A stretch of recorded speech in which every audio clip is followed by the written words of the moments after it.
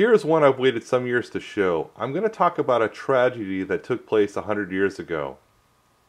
In the distance, the Jordan Hydroelectric Plant, along with some concrete cottages, were built very close to where you see the modern plant.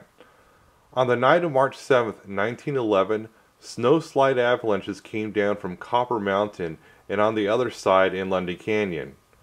The one from Copper Mountain over here wiped out the concrete plant and cottages, killing a bunch of people here. The avalanche on the other side ended up killing a few people in Lundy as well. I did hike out here from the highway, and it is somewhat off the beaten path, but I'm not that far from Highway 395 and Mona Lake over that way. However, this is what I wanted to show you. This is the cemetery that was made for the victims of the snowslide. I'm going to go through here and show you the graves they have.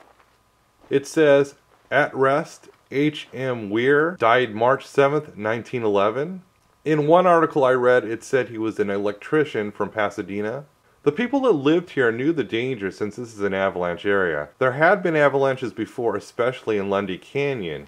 But for this one off of Copper Mountain, it was far enough away that no one thought an avalanche that powerful would get there and do the damage it did to the concrete plant and the concrete cottages." Okay, over here we have Dale Knowlton. It looks like we have a little guardian over his tombstone. Can you see it? That guy. It is a nice warm area for him. Back to Knowlton. He was one of those killed in the Lundy Canyon side on March 7th, 1911, when the avalanche over there crushed the Lundy power plant. This one says R.H. Mason, killed in snowslide. Another guardian. The interesting story is about his wife, who was rescued 60 hours after being entombed by the avalanche. Apparently her dog kept her warm during that time to keep her alive. Her husband was dead by that time. This one says R. Hardin. Most of the markers say they died on March 7th, 1911. However, this is where we get to one that I'm not sure about. On the left side we have P. Stromblad, died March 7th, 1911. On the right side it says, and which looks like a little more recent marker, Patrick Stormblad, died March 8, 1911, age 42 years. I think the marker on the right corrected his last name, which was Stormblad, but I'm not sure why they changed the death date to March 8th.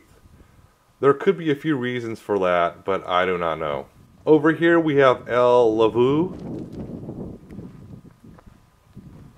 Finally we have B. Peason.